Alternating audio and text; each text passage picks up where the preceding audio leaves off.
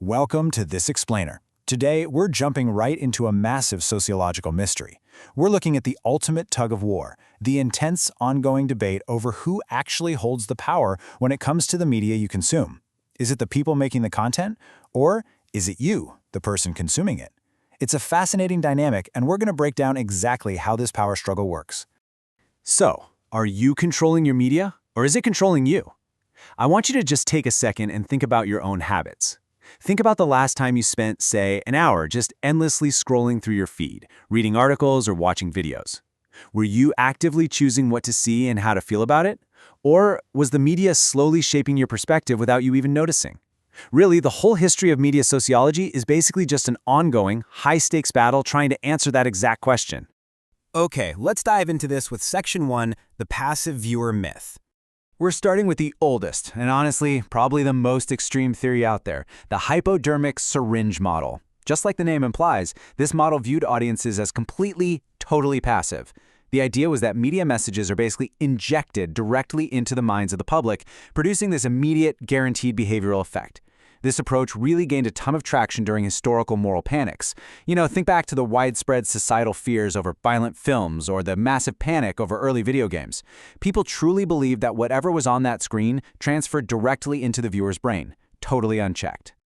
So the moral panic assumption on the left basically treats audiences like isolated zombies. It assumes that if 100 people watch a movie, they literally all turn into mindless drones reacting the exact same way. Brains, right? But thankfully, we aren't zombies. Critics completely tore this model apart because, well, the sociological reality on the right is way more complex.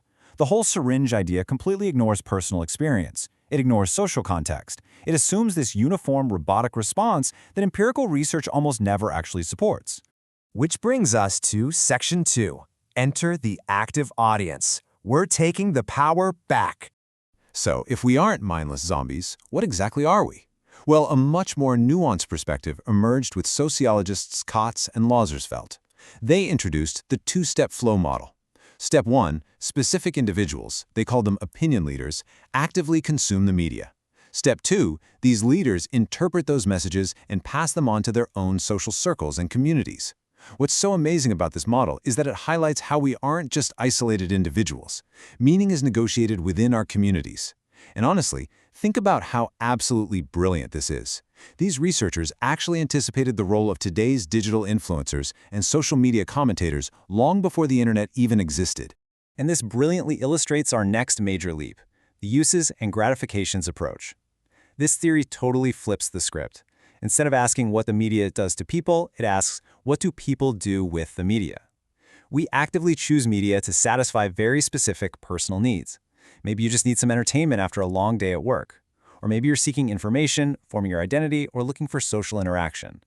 We're using the media in ways that align with our own motivations. The exact same article or video can serve a completely different purpose for you than it does for your neighbor. Moving on to Section 3, decoding the media message.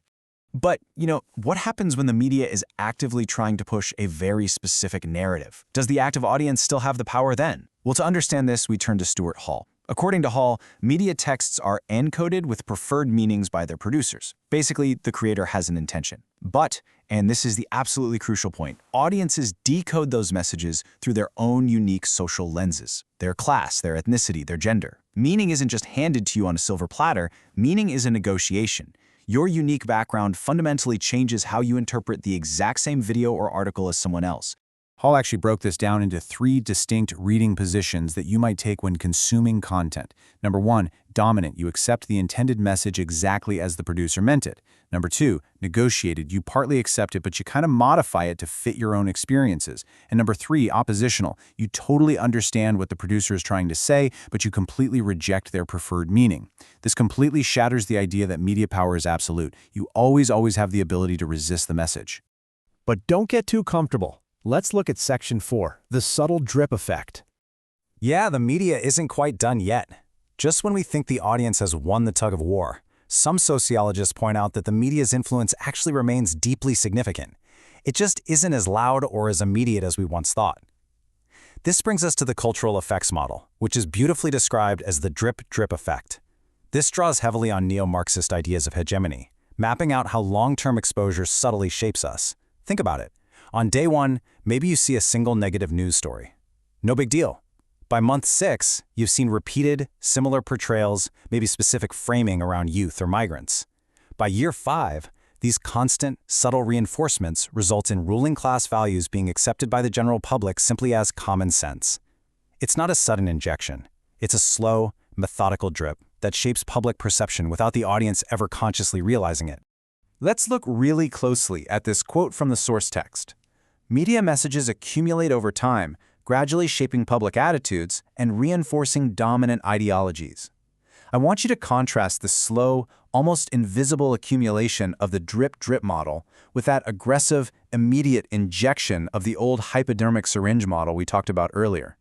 The real danger here isn't some immediate behavioral change. It's the quiet normalization of a specific worldview over years of passive exposure.